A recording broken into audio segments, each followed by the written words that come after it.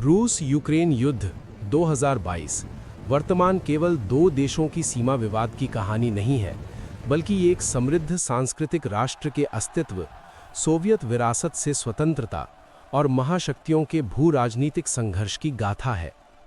1991 में सोवियत संघ के टूटने के बाद यूक्रेन एक स्वतंत्र देश बना। इसके पास बड़ी परमाणु ताकत थी, लेकिन 1994 के बुडापेस्ट मेमोरेंडम के तहत रूस, अमेरिका और ब्रिटेन से सुरक्षा गारंटी के बदले उसने अपने परमाणु हथियार रूस को सौंप दिए। स्वतंत्रता के बाद से ही यूक्रेन की राजनीति दो खेमों में बटी रही।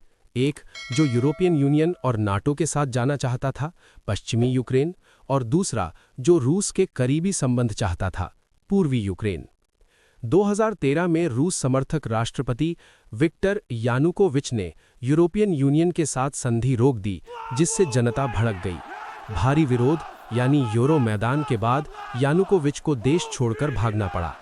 इस मौके का फायदा उठाकर रूस ने क्रीमिया पर अवैध कब्जा कर लिया और पूर्वी यूक्रेन डोनबास क्षेत्र में अलगाववादियों को समर्थन दिया, जिससे 2014 से ही वहां संघर्ष चल रहा था। 2019 में वोलोदिमीर ज़ेलेंस्की राष्ट्रपति बने और उन्होंने देश को नाटो और ईयू में ले जाने के एजेंडे को तेज कर दिया। 24 फरवरी 2022 रूस के राष्ट्रपति व्लादिमीर पुतिन ने यूक्रेन के विसैन्यीकरण यानी डीमिलिटराइजेशन और नाज़ी मुक्त यानी डीनाज़िफिकेशन करने का दावा करते हुए एक विशेष सैन्य अभियान, जो कि वास्तव में एक पूर्ण युद्ध था, शुरू कर दिया। रूस ने कीव की ओर तेजी से कदम बढ़ाए, लेकिन यूक्रेनी सेना और आम लोगों के कड़े प्रतिरोध के कारण रूस को राजधानी कीव से पीछे हटना पड़ा। ये द्वितीय विश्व युद्ध के बाद यूरोप का सबसे बड़ा शरणार्थी संकट बन गया। लाखों लोग देश छोड़कर भाग गए या विस्थापित हुए, और बूचा जैसे शहरों में नागरिकों के खिलाफ युद्ध अपराधों के सबूत मिले। यूक्रेन ने पश्चिमी देशों से मिल रही सैन्य मदद की बदौलत खेरसोन और खार्किव जैसे कई प्रमुख क्षेत्रों को वापस ले लिया।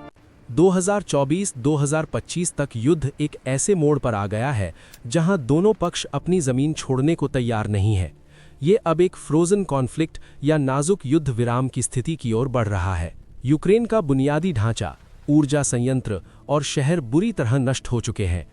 युद्ध के बाद पुनर्निर्माण के लिए 800 बिलियन अमेरिकी डॉलर से अधिक की सहायता की आवश्यकता हो सकती है। युद्ध ने यूक्रेन की जनसंख्या को गहरा झटका दिया है। युवा आबादी और पुरुष बड़ी संख्या में युद्ध में मारे गए हैं या देश से बाहर है, जिससे दीर्घकालिक जनसांख्यिकीय संकट पैदा हुआ है। यूक्रेन अब नाटो की सदस्यता या अमेरिका जैसे देशों से ठोस सुरक्षा गारंटी चाहता है, ताकि भविष्य में रूस फिर से हमला न करे। इस युद्ध ने खाद्य सुरक्षा यानी गेहूं की कमी और ऊर्जा संकट को पूरी दुनिया में बढ़ा दिया है। यूक्रेन की कहानी 2022 से पहले एक स्वतंत्र लेकिन आंतरिक रूप से विभाजित देश की थी। युद्ध के बाद वो एक दृढ़ता से पश्चिमी झुकाव वाला राष्ट्र बन गया है, जो भारी तबाही के बावजूद अपनी स्वतंत्रता की रक्षा के लिए संघर्ष कर रहा है।